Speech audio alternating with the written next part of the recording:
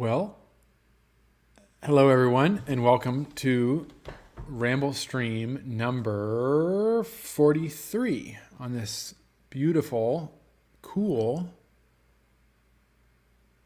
Indiana Monday evening. It's great to see it. We already have 41 people on the Ramblestream, which is fantastic. We haven't even started yet. I was just thinking as I was getting ready for this, how much I enjoy this every week. It really is a kind of a, I do have to do a little preparation, and there's, anytime you put yourself out there on live, there's a certain level of preparation that you feel like you have to have for it. But all that said, as I get more and more used to it, it becomes a lot more fun, and it really is genuinely a time when we can hang out and share a beverage and just ramble. And I really mean that in the real sense of that. It kind of amazes me. I keep thinking about the Ramblestream and thinking, man, I really need to have more of a program. I need to prepare better for this. But, and I probably do, but it is really wonderful that it is a time when we can just kind of hang out and talk, and it seems to be kind of very organically creating its own pace and its own flow. The fact that we spend so much time on comments, if I listen to what they tell you about live streaming and promoting your brand, what we're doing right here is probably like not a great idea. I mean, on some level, it is to have a live stream weekly is a good thing, but to do so without as much planning as the Ramblestream usually ends up being, sort of maybe would be against the advice of a lot of marketing gurus. But so be it. It has its own way, and we're going to follow it. So anyway, welcome to the Ramblestream. As I say usually, for those of you who are new to what we're doing here, we welcome you. This is a kind of a chance for Janus owners to hang out. This is not, and I can genuinely say this is, like I kind of just introduced, this is not a big sales pitch, markety, sales breathy thing we do. This is really just me hanging out, talking about motorcycles, and enjoying your all's company. And it's really about you all too. I mean, this would not be possible with it. All you owners that enjoy it. We have many owners out there, but the folks that are on here either they haven't bought a bike yet, they may never buy a bike, or they may have 5. It's interesting to see, but it really is about, I love the comments and the interactions. So we shall see where it goes. But if you're new, what I love to hear is tell us your name or your YouTube handle or your Facebook handle, if that's what you prefer, and which is just fine. Anonymity, online anonymity I'm a big fan of. Tell us what your name, where you're from, what you're sipping on this evening, and what motorcycles are in your garage. If you have a Janus, tell us what the model is, what's the serial number. The serial number, it's kind of a number, but it is neat. It tells us a lot about you here at Janus. We know if you have a very low number, it means a lot. If you have a really high number, it also means a whole lot. It tells us a lot. You're not just a number if you give us your number. Let's just say that. And what else do we say? That's about it. And then ask any questions you have. Questions, comments. If you've been on a good ride, we're getting into a really good riding season. I went on some fantastic rides this weekend. One really good ride. The rest of the time I spent right here in that service bay working on bikes. And it was a wonderful weekend. I tuned up my KLR, my Kawasaki KLR. What did I do? I gave it a wash and detail. Well, I washed it first, which I've started doing now in recent years before I work on it. It's nice. I washed it, and then I did oil change, and then I haven't put the new throttle cable on, but I got a new throttle cable.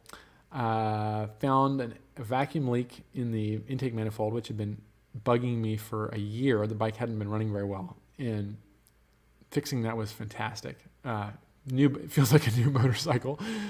It's amazing how when you're busy, you don't have time to do this stuff. And then new sprockets, front and rear, new drive chain. I put a X-ring chain on it and just removed some stuff that was on the bike, wiring that I didn't use anymore. Heated grip that broke, an auxiliary light that broke, and it just runs fantastic. I love tuning up a bike because you can feel the difference immediately. And I found out that it didn't have stock gearing on it. It had a 16 tooth front sprocket instead of the stock 15.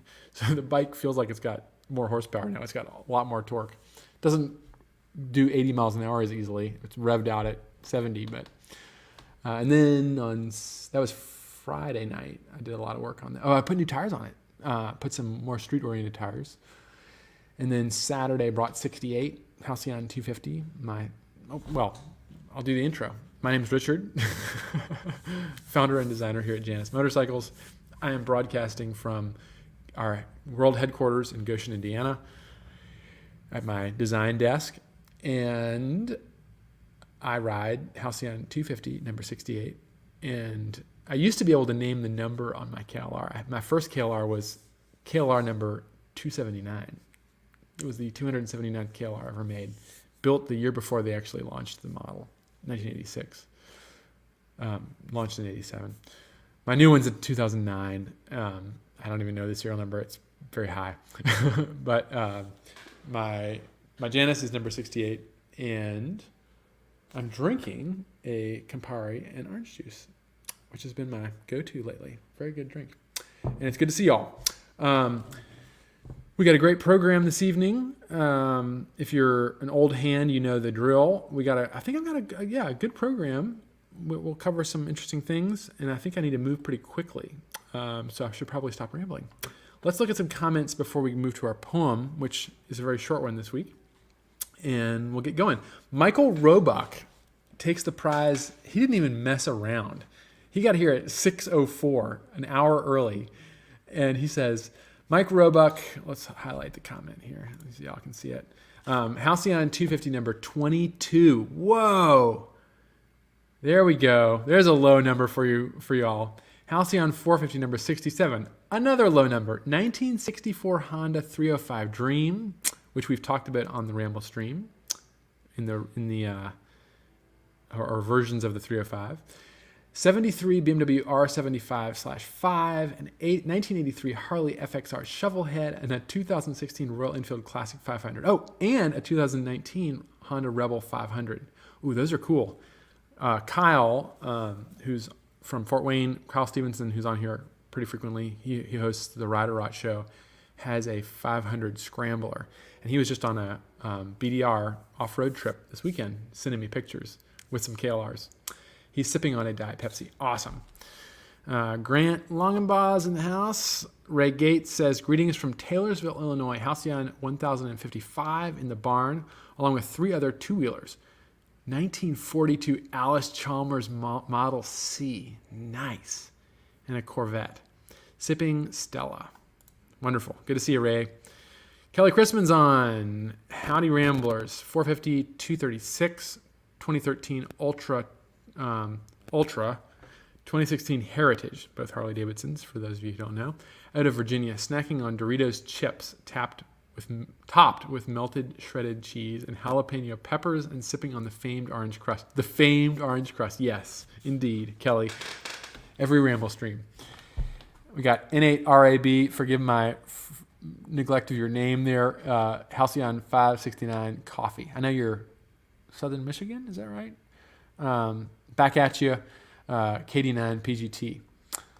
Willard Small is sipping hot tea. Halcyon 250 number 805 in New Jersey. Stayed home as I took old Silverglide to work today. Oh, his Halcyon stayed at home because he took his Harley to work. Cody Crotty. Cody from Sheboygan, Wisconsin, soon to be owner of Halcyon 250 number 1094. So we got a brand new number there. Welcome to the Ramblestream, Cody. Good to see you. Hope you enjoy it. Scott Spence. Scott came in for, last week I told you all to come in for the Discovery Day if you wanted to, and Scott took up the offer and showed up on his Halcyon 450 number 178. He also has 250 number 212, which is a nice low number nowadays. He's sipping on Captain Morgan and Coke. Good to see you, Scott, again. Dave Bowen's on. Greetings from sunny Seattle. 450 number 41 and a 9-pound porter. You have the great selections of beer there, Dave. Hoping to see the weekly factory bike berths and any new product developments. Well, you're in luck. We'll cover that. Excuse me. Kelly says, any updates on the floorboards and heel shifter for the 450? Yes. Jay is the 450. The floorboards are pretty well done. I've got some extra samples of the rubber, the isolated grips in. Those are easy to source. Jay is working on the actual shifters right now. They will be very soon, and we just want to make sure we get them right. So stay tuned. But they are well in the works. We're balancing all these different projects we're working on. I'm pushing everybody on new updates and upgrades and updates, and so we have to balance that with production. I got something stuck in my throat. Also sipping water. David Husky's on. 250 number 138 in Las Cruces, New Mexico. Drinking a PBR. Good to see you, David. Jordy's on. 450 number 44, cranberry juice on ice. Nice. Whit Lindstrom. Halcyon 450 number 277, Charleston, South Carolina, sipping on iced tea. Another new number there from the 450s. And good to see you back. Very nice. Welcome again. Mark McGee. Good afternoon, all from Anacortes, Washington, sipping on a Deschutes Mirror Pond Pale Ale, 250 number 997. Barb is on. Hello, everyone. Hope your day is as bright and sunny as mine is. Yes, here in Goshen it has been. It's been a lovely day. It's actually been really cool. I rode in with my T-shirt and a mesh jacket, and I was chilly on the way in. Charles is, she said, I forget, Halcyon 450 number 278, soon to be delivered, sipping on a chelada. Nice. Charles says, hola from the Eastern Shore. The herd consists of Halcyon 250 number 454 and number 68, Phoenix number 30, Griffin number 450 number 4, Harley Triglide, and an HD Pan Am. Did I know you had a Pan Am? Well done. I want to ride. I have not ridden a Pan Am yet. I'm very impressed with Harley's Pan Am. I feel like they really are taking on new things. And you know me, I'm a traditionalist, so I do think they need to experiment more. And that is a fantastic, from what I've heard, really cool new foray into modernity. And he has an 83 Harley Davidson FXRS. Gary Smith. Hello from East Lansing, Michigan. Halcyon 250 number 79, 450 number 3, Phoenix 250 number 79, sipping on a Dr. Pepper Cherry Zero Sugar. Non-Janus 72 Triumph Trident, 1980 Honda CM200. I'm not sure if you shared this before. CM200, a 1990 Harley Davidson 883 Sportster, a 2015 and a 2017 Urals. I knew you had some Urals. You've got quite a stable, Gary. Good to see you. Eric Green, Eric with Outlaw, 250 Iced Tea. Eric is understating his bike. His bike is worth like 8 because of all the stuff he has on it. Jim Winters, happy Monday from Indiana Dunes, Phoenix 78, sipping a tequila this evening. He doesn't just have a Phoenix number 78. Jim Bledsoe, Halcyon 450 number 163 with a Yingling in a slightly cool Northeast Ohio. Yep. Show on Saturday at Youngstown Cycle in Lisbon. See you there. Awesome. David Husky, 250 JM 138 and a Kawasaki 1700 Vulcan Valero in Las Cruces, New Mexico. Nice. Joel Schumacher. Joel, Milk and Cookies. Halcyon 250 1038. Great drive in sunny Indiana to and from work today. Wonderful. Nicholas G.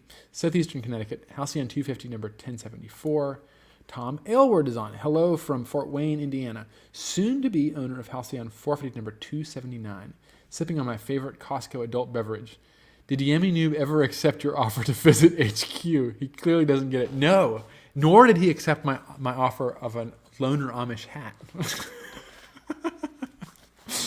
I don't think he gets it, but it doesn't matter because he's sold us a lot of motorcycles. Either way, for those of you who don't know, that's one of our online critics made a YouTube video about us and bashing Janus motorcycles. He doesn't get it. Maybe we'll talk a little bit about that later on this evening. I have my main topic this evening is. It just keeps getting more and more bullet points, so I don't know if I'm going to be able to remember to talk about everything, but we'll try and talk about that too. Stephen Duke, hello from Wisconsin. Keith Hayward, Halcyon 706, and a couple of Triumphs. Dave Bowen says no sound on the West Coast. No sound. I should have checked that earlier. Keith, thank you very much. Sounds good here. Okay. Man, there's a lot of comments. Okay. Dave, I think you should check your volume maybe because I don't get any other reports of no sound. Darn it, I always forget to check and see if... Hello. Somebody post up real quick if you can... Barb says, I'm on the West Coast too and I can hear you fine. Okay, good. Thank you very much, Barb. Dave, check your settings there. Make sure you can hear me. I don't think it's on my end. Keith says, sounds good here. Thank you, Keith.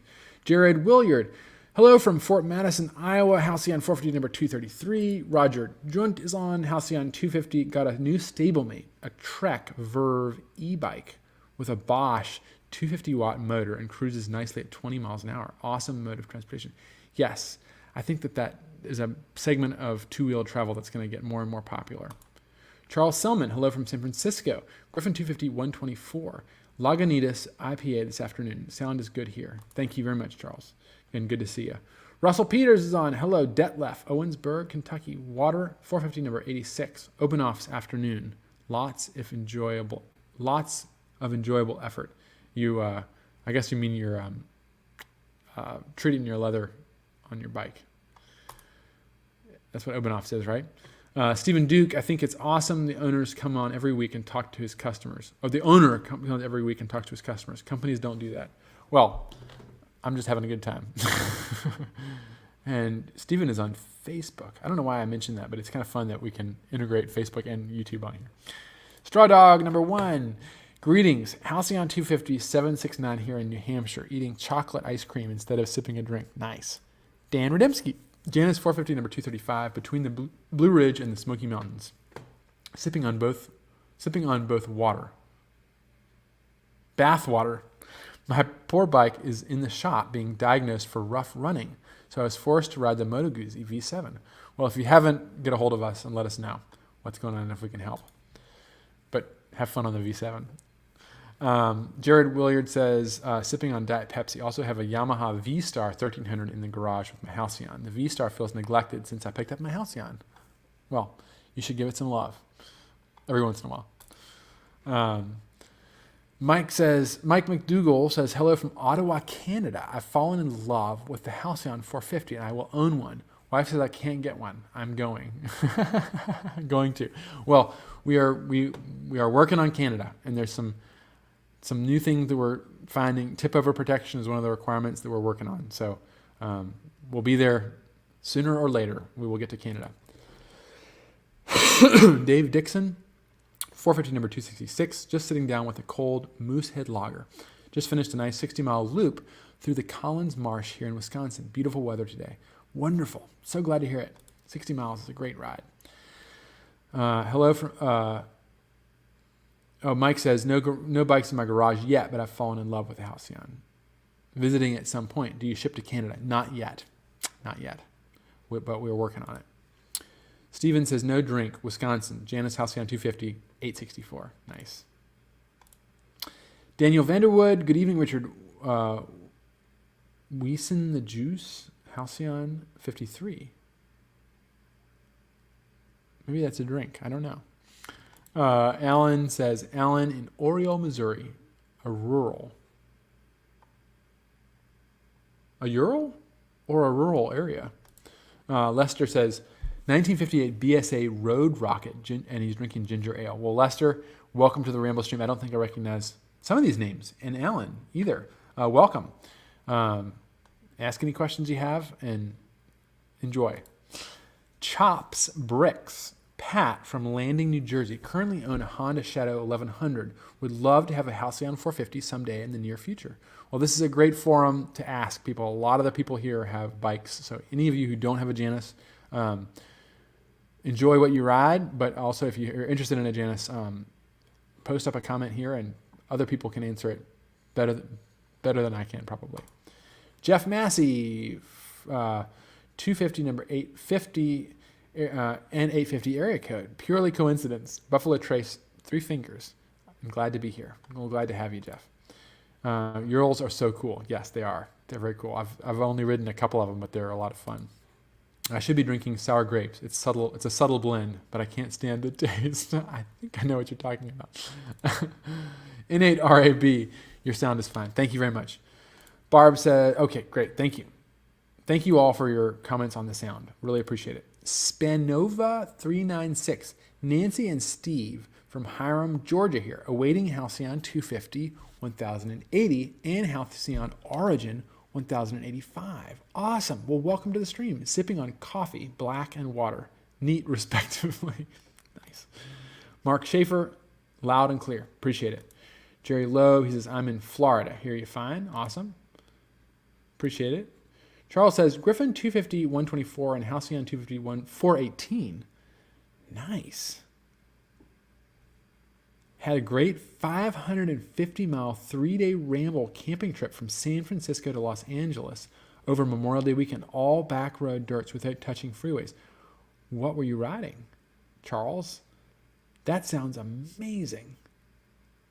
That sounds... So from San Francisco to Los Angeles. So you did basically the reverse direction of what I did. I went from Los Angeles basically to San Francisco. Wow, that sounds great. I would love to hear more about that. Dan, already in contact with Tyler and being handled awesomely. Great. Good to hear, Dan. That's awesome. Awesome. We can't help you if you don't let us know if you need anything. Paul Zock is on. He says, evening, everyone. Tell us what you ride, Paul, and where you're from. Tip over protection. Saw a motorcycle with training wheels at the Gilmore show on Saturday. Yeah. Some of to get into different countries, sometimes you need things like tip over protection, which basically means once the bike turns over, it shuts off the engine, which is it's nice to have. Although I've ridden some modern bikes that I've seen fall over, or I've seen some modern bikes fall over and not shut off. So I don't know how that works. Jordy, although maybe they were old bikes. I don't know. Jordy says, Chops, 450s, great. You need. Oh, okay, great. Yes, I do. Great. Jeff, welcome, new Janus brothers and sisters. Yes, welcome, fellow ramblers. Kyle's on. Just back from the BDR in PA, getting ready to ride with my daughter, CB350 and SCL 500. That's the 500 Honda. Yeah, Kyle, I'm getting ready to ride with my oldest, Mara. She's signed up along with our new intern, James. They're both signed up for an August rider training class. So I'm really excited to have her. I'll be taking her out in the parking lot on a 250, getting her used to shifting gears. It's an exciting time to be able to train your own children on a motorcycle. Better me than anybody else. Although I'm looking forward to having her take the rider safety class because she'll learn a lot. I learned a lot. And he's from Fort Wayne. When you tip, I don't know. Sometimes it happens. The bikes go over. Paul Zox says Halcyon 250 number 911. Awesome. Alec McKinnon, Phoenix number 49, Tucson, Arizona. Fantastic. Welcome. I don't recognize the name, and if you've been on before, I apologize, but good to see you. Maybe it's the first time you commented. Bleeds Metals has greetings all. Tell us more about where you're from. What are you riding? Spanova says, we had a great 100 mile over the weekend on our Triumph Bonneville Bobber and Speedmaster. Also our shared Sportster 48. Riding weather. It is riding weather. That's great to hear you had 100 miles. I did about 100 miles on Sunday on my KLR. I had to break in the new tires, and check out that new gearing. And I just did a ride up into Michigan, and I did not know where I was going. I just took one. If a gravel road looked like it was a good road, I took it, and ended up in Dowagiac, which is isn't 50 miles from here. It's not that far, but managed to make it 100 miles out and back. Phoenix from Hell, maybe that's what you meant. Mark Hamill from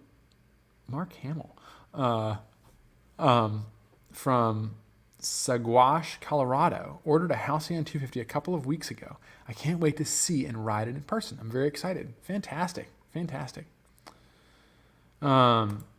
RAB says Michelin suits, airbags, tip over protection. Good grief. Yeah, I know. But we have to meet the regulations. And that's one of those things that I call practical things that you have to address. And I think maybe that's another one of the bullet points in this, what I'm going to try and talk about. But I've already halfway in and we haven't even read the poem. So let's do that. Good thing it's a short one. So last week we were talking about something about mason jars or something like that. And I thought about jars and I thought about sipping on things. And it reminded me of this poem. This is a poem by the great Wallace Stevens, who can write a really good short poem. It's called Anecdote of the Jar. I placed a jar in Tennessee, and round it was upon a hill. It made the slovenly wilderness surround that hill. The wilderness rose up to it and sprawled around, no longer wild. The jar was round upon the ground and tall, and of a port in air. It took dominion everywhere. The jar was gray and bare. It did not give of bird or bush, like nothing else in Tennessee. And a little extra marginalia there. Let's see if I can. There's my undergrad marginalia of the jar in Tennessee.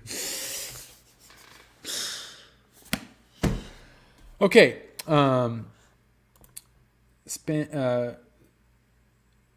Let's remember your name. I can't remember. It takes me a little bit to remember everybody's name. I know you've posted on here. Well, I can't remember it. But anyway, we're looking forward to exploring some dirt roads on a Janus pair when they arrive. Great. Dennis says, Dennis in Michigan, Halcyon 250, number 791. Well, welcome all fellow ramblers, and let's dig into the builds of the week. They are right here. So this week, it's all 250s. We've got, first up, Halcyon 250, number 1089. This bike is headed to Roy. And what we see here is a British racing, it actually is British racing green. We call this Indy racing green. And it looks like this looks like an Origin with some added, it's got a book rack that's been added. But apart from, and a headlight visor, brushed exhaust, and gorgeous bike.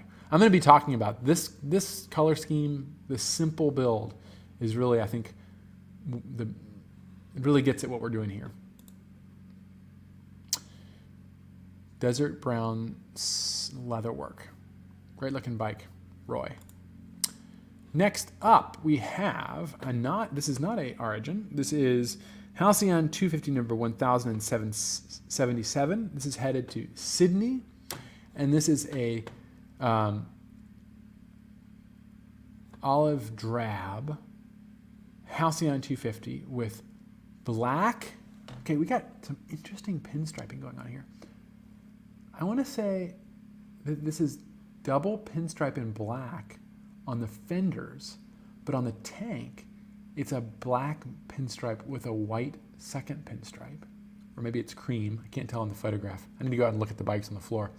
With a deluxe tank, which we don't see that often anymore, and the 450 style feather logo, polished exhaust, and no book rack or saddlebags. Super simple, knobby tires. Really, and it's got ducktail fenders. So this is somebody really thought hard about this selection. It's going to be a great looking bike.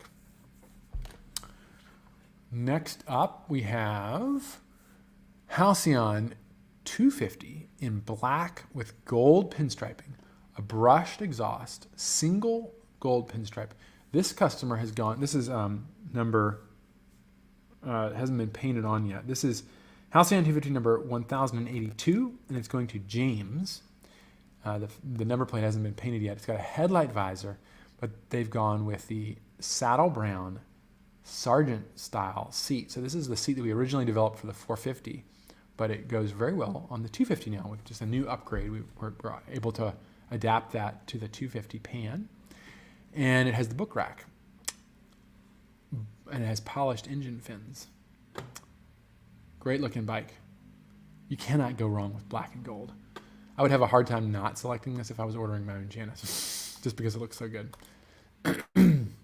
Oh, we got a Griffin 250 number 153. This bike is going to Michael, and this is a Indy Racing green with gold pinstripe with the classic Janus gold logo on the tank, brown leather or brown vinyl seat, the hand guards, which we call corn detasselers, headlight visor, and the stock knobby tires, brushed exhaust, classic Griffin 250. Next up, another Griffin 250 number 152. And this bike, I think we actually have some better pictures of this, but I wasn't able to gather them in time. This is a color we're experimenting with. I like it as a color. It goes with a vintage red with black pinstripe. We're kind of trying to find a good desert khaki color, or what we're calling a coyote tan or coyote color. This is a little more green than I think we wanted, but it's a beautiful, beautiful 1920s color. I think of like an Auburn or a Duesenberg in this color. Really a great bike. And this is a demo. This does not have a name on it. This is going to be available for demo or inventory. All right. Boy, we're burning through the time. It's already 7:30. Let's take a quick look. That's the builds of the week. Let's take a quick look at some comments. Any news on a center stand for the 450, says Scott. I don't have news on a center stand. We're still puzzling that one out. But we do have the service stand in the works as we speak, and those are being built. Jose Bercar, currently warming up my Halcyon, getting ready to leave work. Nice. I hope to catch this episode before it ends. Fantastic. There we go. He's actually riding it. Kelly, Roy's bike has the rack that I wanted on my H2 450. Yeah. Ooh, does it? Oh, yes. The 250 does. We are going to be launching, maybe I'm releasing this information too soon. We're working on a 450 style rack. As much as I don't want to offer it, Kelly, because it's going to shake everything up, we are going to make one, and it's going to look very similar to the one on the 250. But you can't put anybody on it, and don't put any beer in your saddlebags because it'll be shaken to pieces. But there you go. We'll be posting more info on that soon. Don't bug Danielle too much because I don't think she has any more details on it at this point, but we're working on it. Barb says, Halcyon 250s, so I guess I won't get to see 450 278. Not this evening. We have a lot of partial builds right now waiting on things like speedometers. That is our main holdup right now. We're waiting on a batch of speedometers. Sorry, Barb. Tim says, hi, everyone. Tim Hagel. Barb, I will make sure we'll catch your 450 one way or the other. One of these Ramble streams sooner than later. Tim says, hi, everyone. Tim Hagel, Halcyon 250 number 418, Santa Monica Mountains of California, sipping on a cream soda in honor of my dad. Not quite sure what's in a cream soda, but my grandfather and dad used to sip. Awesome. Well, you live in some very pretty riding areas, as I know. Jordy, oh yeah, black with a single pinstripe. Nice. Grant says, Barb, your bike is so beautiful and will be photographed soon. Awesome. There you go. There's the update. It's ready to go. Nice. That's a sharp color. Yes, it is. Lester says, you mentioned floorboards possibly being available. Yes, we're working on a floorboard upgrade. The problem is that it doesn't just come with the floorboards, which are quite complicated in and of themselves. There's 3 pieces in each floorboard. And then we need to update the controls as well. So they're a little complicated to bring out, but we're working on it. They'll be out soon. Okay, news and events. June 8th, we had a Discovery Day, and it was like the good old days. We had close to 10 people, 6 riders. We sold 2 motorcycles. Everybody had a great time. We toured the shop here. We had donuts and coffee. We went down to the TT. Everybody got to test ride a bike if they wanted to, and it was a lot of fun. Bleeds Metal says floorboards are a sin on 2 wheels. I don't know.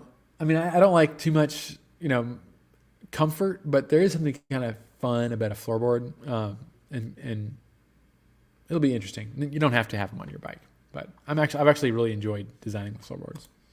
Dusty, after I ordered my bike, I thought about a FDE, flat dark earth color.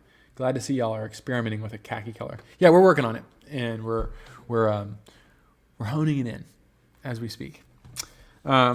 Next event, if you're in the area in Minnesota, is the Moto America, which is a race at the Brainerd International Raceway, June 14th through 16th.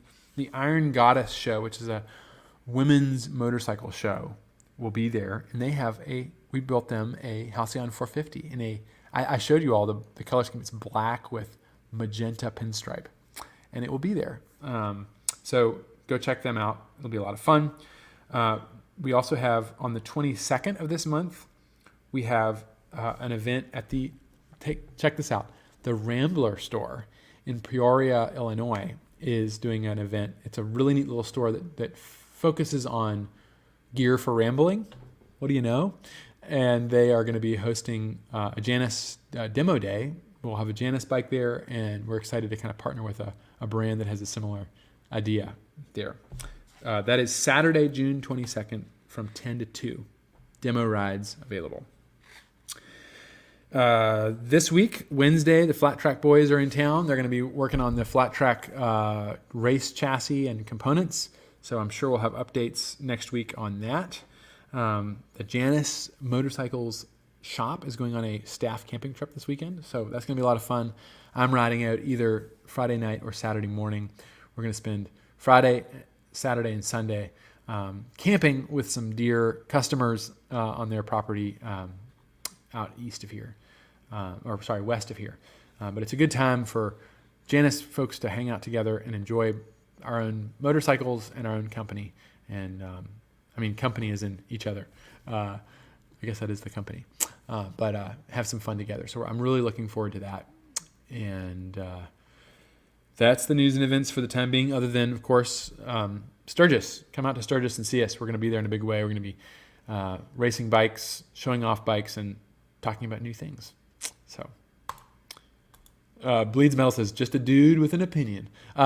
Your opinions are welcome. And I share a sort of, I don't like too much, too many things on bikes can really take away from the experience. But there's also the idea of farkle, which is, on motorcycles, the idea of functional sparkle. And if you want to add stuff, we'll talk. This is all tying into what we're going to talk about if I leave myself any time at all to do it. So I'm going to move on. Farkle is part of what it takes to customize or individualize your bike. N8RAB is on. Bleeds, I'm with you on that. Okay. All right. So let's talk a little bit about a concept that's been at the back of my head for quite some time. So at Janus Motorcycles, we build production motorcycles all the way back to when we built our Phoenix, which Devin and I built starting in 2000. I don't think was it 2009? I think it was 2009 through 2010. The goal was not just to make one motorcycle. We had been doing customizing or repairing customizing and then building performance parts for vintage mopeds, and trying to make them look like the bikes, something that we wanted. And I ended up building something called the Pukavus, which was my take on the Triton, which is the cafe racer, English cafe racer combination of a Norton and a Triumph. Norton frame, Triumph engine, best of both worlds of the day, to make something that looked like a Grand Prize race bike. And I made a combination of a Puch and a Batavus. So aesthetics and practicality joined. Practicality being a Puch engine you can get all the parts for, and they actually go fast, and a Batavus because they look really neat.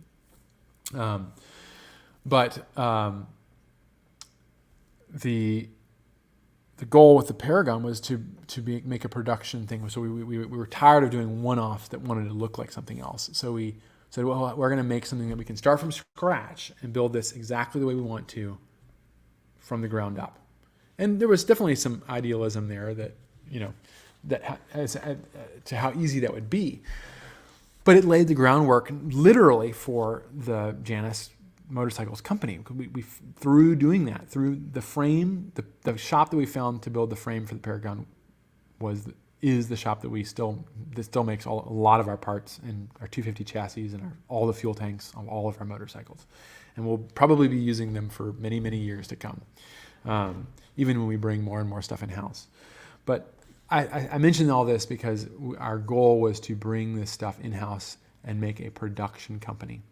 And this idea of what the difference between a production vehicle and a custom vehicle is something that has kind of bugged me for a long time, because Janus Motorcycles, a lot of people want to think of us as a custom motorcycle shop. There is something about the angle grinder and the sparks flying and chopping things up and creating, and it's very artistic to be grinding on things and rebelling against the way things are made. There's something kind of defiant or artistic about it, and people are really captivated by this idea of the custom builder building this thing. And I totally recognize that there is something powerful about custom motorcycles. But what we're doing isn't custom.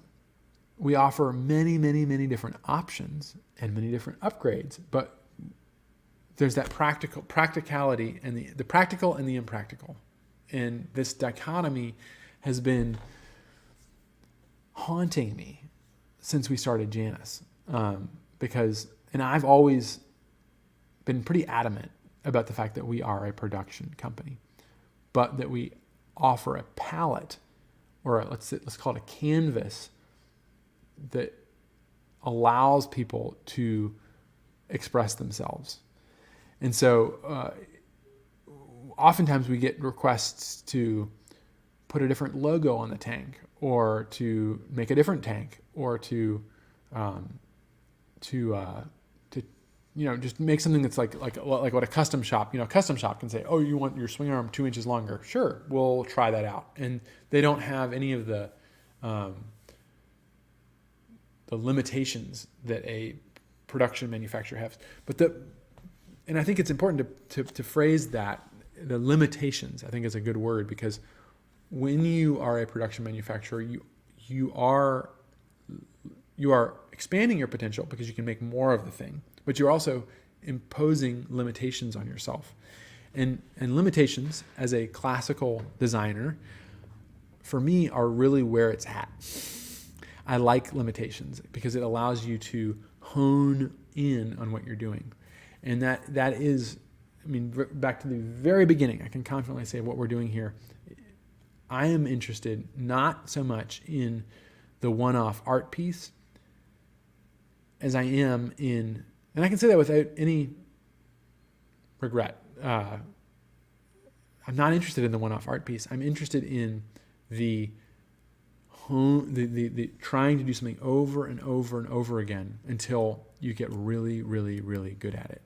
And I'm not saying that we are really, really good at it. I think we're good at making motorcycles. We've made over almost 2,000 of them at this point. But that's what fascinates me, and that's what fascinates this team, and that's what we're good at, is honing in on something.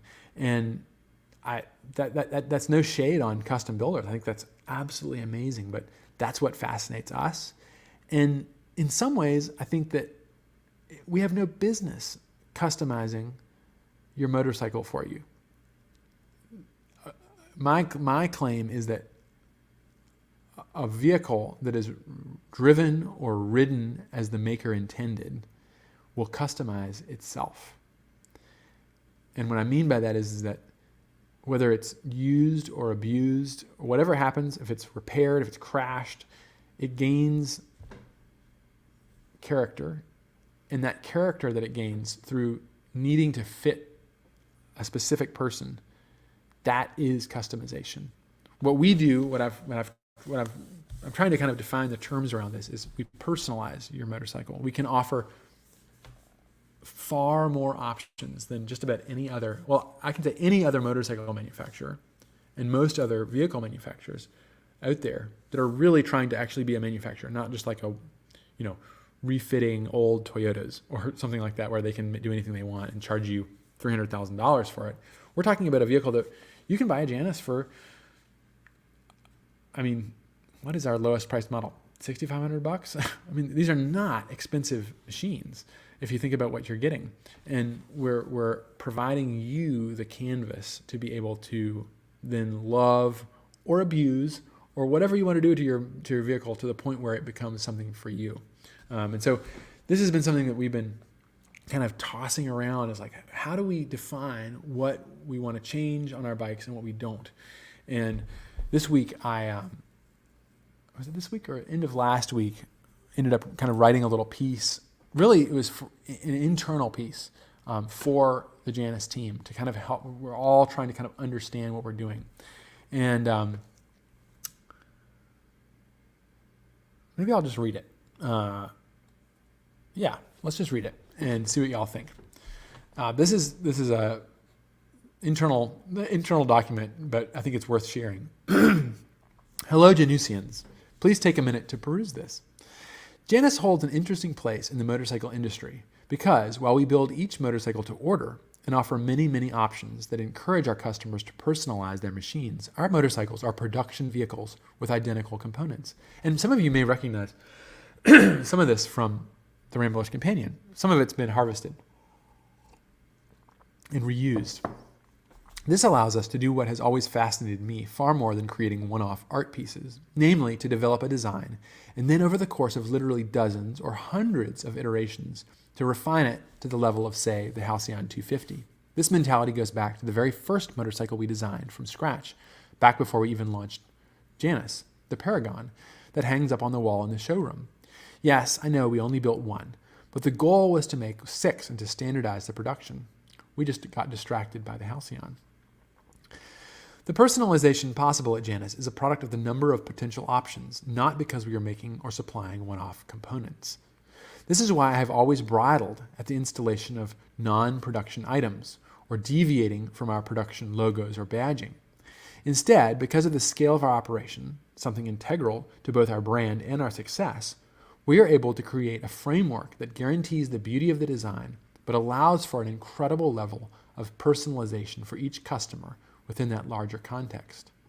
And I want to share a screen here.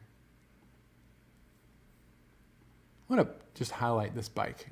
I think we talked about it last week, but this is a great example of what I'm talking about, of just the platform itself. On the practical side, so here we go, the practical and the impractical. And that's what we're trying to balance. The two faces of Janus look to the past and the future, but also the practical and the impractical. I kind of side more with the impractical sometimes, but here I am arguing for the practical. Excuse me. On the practical side, you have the obvious issues of cost and legality. We are often told that our motorcycles are too expensive. Yet if we were making them as one-off art pieces without jigs, fixtures, and tooling, they would be astronomically more expensive to buy and maintain. We are also bound by the regulations and standards that ensure our motorcycles are safe and can be registered in all 50 states. While some may complain about this red tape, these regulations are the reality that we negotiate every day, and for the most part have helped to make motorcycles better and more sustainable for all of us. And I really mean that. I think the EPA has actually if you think about it in the bigger picture, I say this even as someone who hates red tape, they have helped to make motorcycles more sustainable in the long run. Building a successful road legal motorcycle from scratch costs, well, a lot. We do it far less expensively than literally anyone else because we are dedicated and ingenious, and because we spread out the cost of development over hundreds of customers. Then, on the impractical side, you have the issue of the beauty and refinement of our designs. We choose specific designs and components very carefully for very well thought out reasons. Our machines are not pastiches made up of random parts slapped together to look like a vehicle from the 1920s or to be, quote, period correct to any other period for that matter. Our designs and products are successful because they represent complete and beautiful concepts that have been carefully designed in the first place and then refined over many iterations to do something completely different than almost every other company in the automotive industry. Janus is unique in that we are not bound by the spirit of the age to build something that looks new or has state-of-the-art features, even if we are building a, quote, modern machine. Instead, we hold ourselves accountable to the examples of the greatest motorcycles of all time.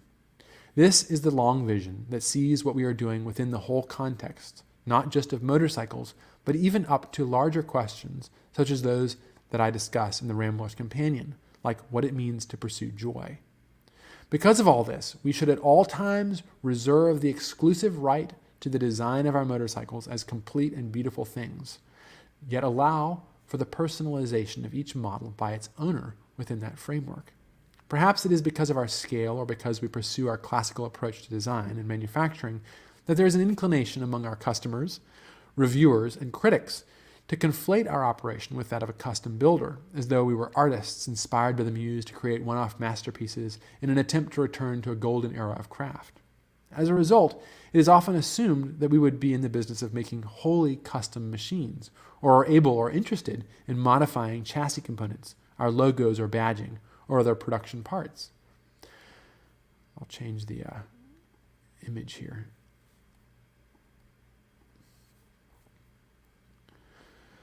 I'm not saying that each one of you aren't artists. You better believe that you are.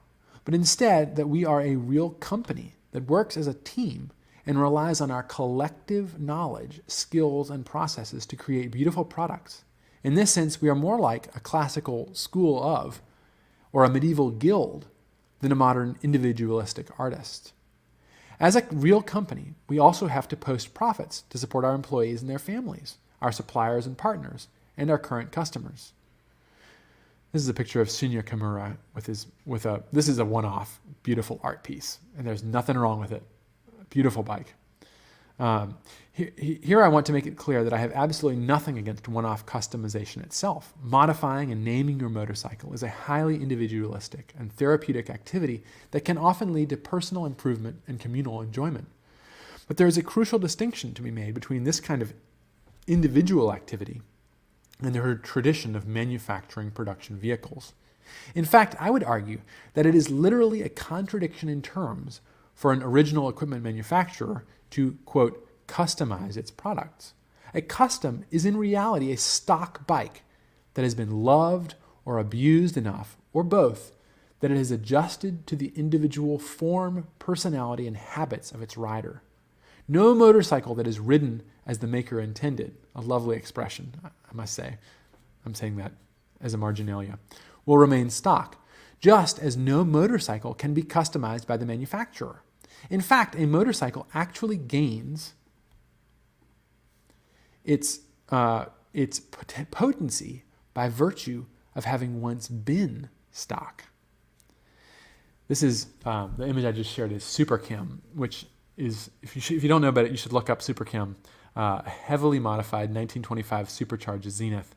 This is a fantastic bike that has gone through many iterations of customization, real customization, starting off as a stock motorcycle delivered to Argentina, I think.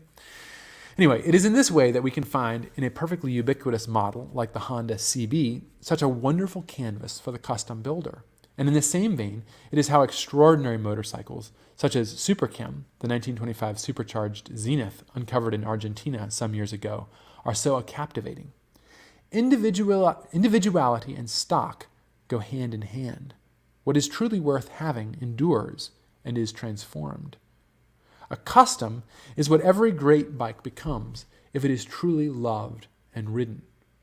In a way, motorcycles customize themselves, whether we choose to do so as owners or not. A new Janus is only the beginning of what it will become.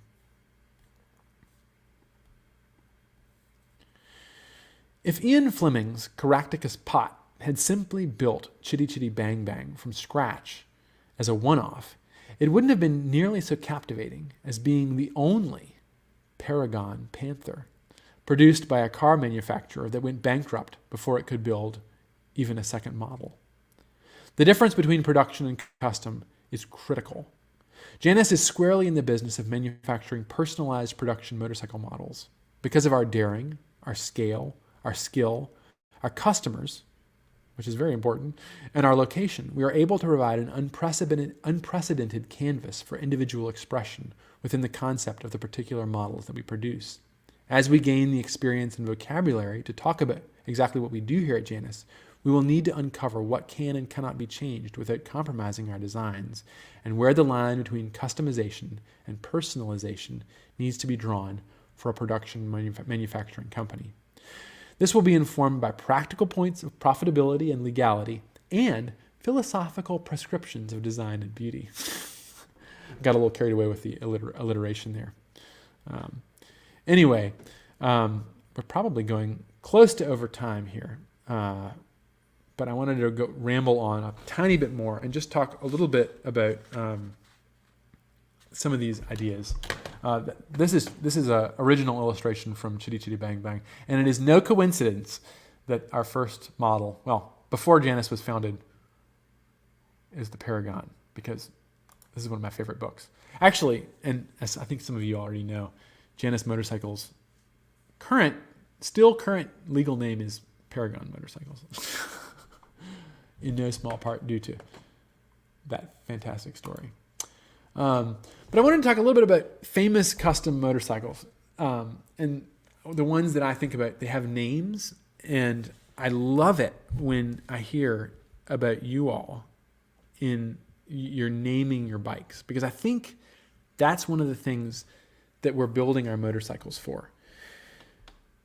What we're trying to do at Janus is we're trying to make motorcycles that have soul and character.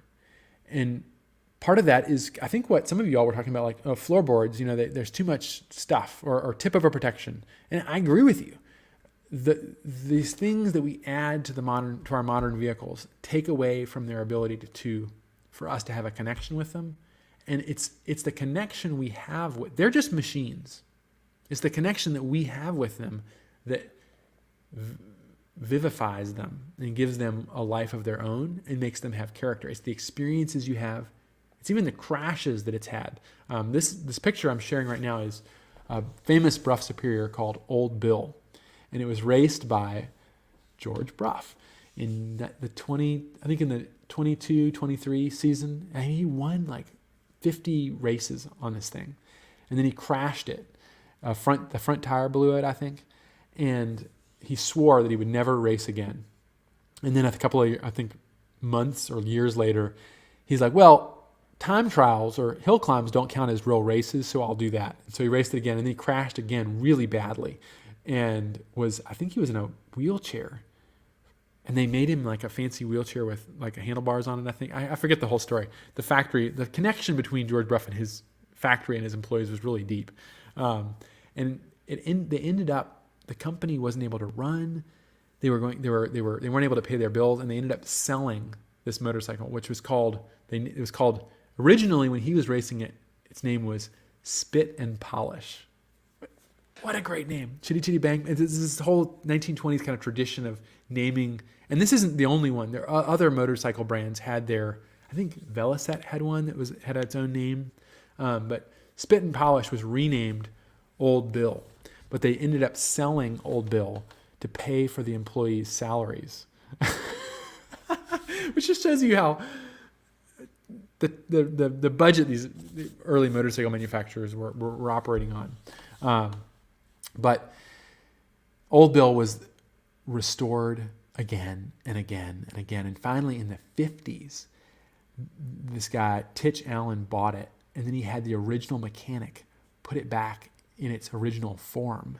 And it's still in existence. I think, there it is. There's Old Bill. It's been preserved. It was rebuilt by the original mechanic in the 50s. And it has a story. And that machine has a soul. It's been given a soul through its connection with people.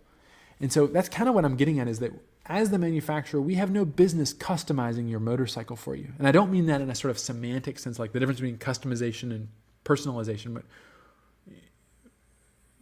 it's up to you to name your motorcycle. We can't name your bike for you. It's up to you to like Eric Green, we were talking about his bike. It's like an extreme example of customization, but he's made it his own. And each one of you all has made your machine your own. And I think that's if we're able to make a machine that can be customized, then we've succeeded.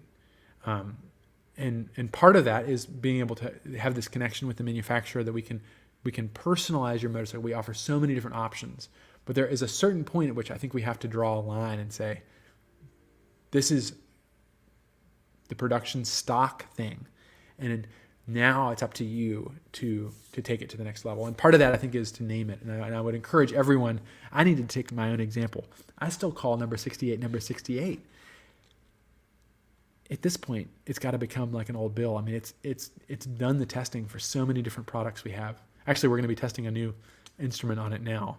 So I need to take my own advice. It's going to get a name, but I want to give it one of these kind of 20s names, like Spit and Polish, or they aren't always like feminine names either. They're kind of like, what was the one? I'm trying to remember. There's another brand that had one, and it was kind of a derogatory name.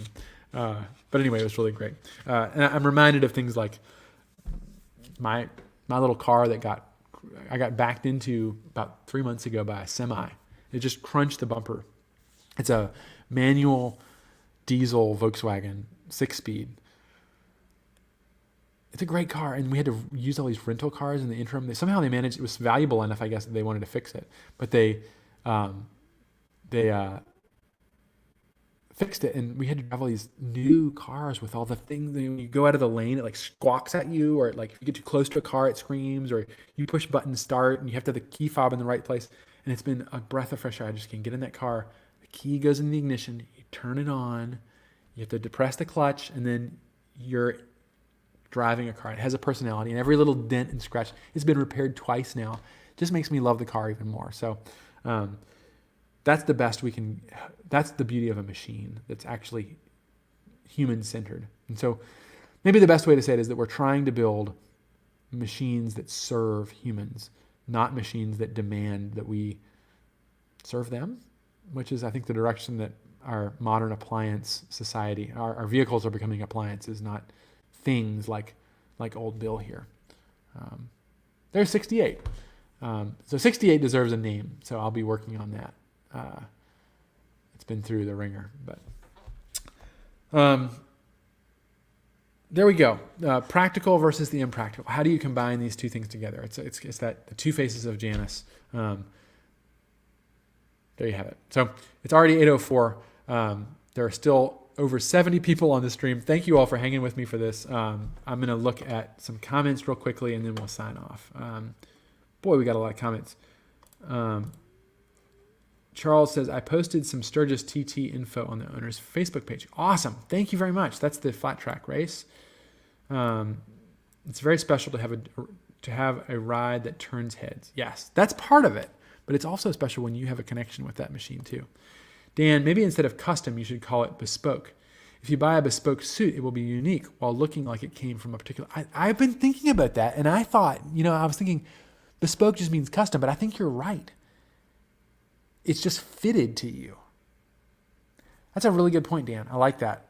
Eric Green says, canvas is 100% correct. Well said. Well, Eric, you are the man we got to share a picture of... I'll share a picture of your bike one of these days. Eric's bike is highly customized, to say the least. Paul says 1 gallon larger tank wouldn't be a bad thing. Good point. Jim Winters, form and function with options. Right on, Richard. A solid business plan that works. Well, we're still testing that out. A personalized, good term. Then we owners will customize. Yes, amen. Perry Ford's on. It customizes itself, just like the scratches on my Omega. There we go. Yes, exactly. I think Perry, you got it. It occurred during a kick butt vacation. Good memories. Yeah, the scratches that show up, the wear that you get. Like, I want to show you. Where is this? I was given one of these. I can't say it's the same one. I have actually lost it. The problem with pocket knives is that you lose them. But this is a Opinel, which I want to be able to sell these in the Ramblers corner. This is a French, let's go to the full screen. French pocket knife. I was given one of these when I was 8 years old I stayed in France with a family and they gave me one of these. It's a carbon steel French kind of, they don't come like this. I carved it to fit my hand. I put my name on the back. And the blade is carbon so it doesn't stay shiny. It every time it builds character. And this, the knife, I've had a couple of these. The tip always breaks off. That's the point. It's literally, they have so much character, and the connections that I have with this, because of all the experiences I've been through with it, and the memories I have of it, make it far more. They cost like $10, or maybe more now, $20, but they're not expensive, and they're worth far more than that. And if I lose it, that's the downside. You get too attached to these things, like cars like my old Volkswagen Bug my first car, caught on fire, and the firemen were trying to bash out the rear window. I was like, no. There's a trick to opening the door handle. And I restored it, and yeah. Janus logo coming on the 450 engine and cap. Oh, yeah, we're working on it. Not right away. My bike is named Copper. Name a machine. Never, ever. Okay. All right. Nancy, my Speedmaster is Joy. As of my 6th motorcycle, there is no other way of describing her. Joy rides. Nice. Sometimes they name themselves. It's true. Nice. All right. We're almost done here. I'm looking at Hardtail. Nice. Barb says, I have the name picked out for mine. It will be revealed when she's brought into the garage for the first time. Wonderful. Barb, looking forward to the reveal. Great. My 1964 Honda 305 Dream has a name, the Velveteen Rabbit. I was just thinking about that story, actually. I was thinking about that, and I was thinking about how that's the only way that it could be resolved. the fact that this thing is burned, the fact that it appears as a live animal. We're talking about exactly the same thing. It's that you're vivifying these machines, giving them actual life. They're just a machine, but it's our connection with them that matters. Very nice, Michael. Good reference. Hit the like button. Yep. Yeah. Hit like and subscribe. Yep. Do the thing. The Mora Rambler or the Opinel Rambler editions. Oh, the Mora. Yeah, Mora knife. Yep, I got you. Charles says, Richard, how about this? Janus creates soulful, beautiful, and foundational production motorcycles upon which owners create their own bespoke machines. I like it. Man. Okay, you got me thinking here. Carrie says, when you have more than one halcyon, you got to name them. That's absolutely true. Okay, folks, we've got 80 people on here. This is great. It's been a wonderful Ramblestream. Cheers to you all. And I will be back next week. The week after, I'm going to be in Connecticut at a motorcycle show, and I'm be visiting my brother and the boat he's just built. So I expect I'll be able to share some good information. Maybe next week we'll talk about wooden boats and the connections that you can have with them. And they definitely have names. Say what you will. And rambling, and then I'll go out and he might be launching it, but I'll at least have lots of pictures, and we'll do a stream on all that. So thank you very much. Enjoy your week, and ramble on. Good night.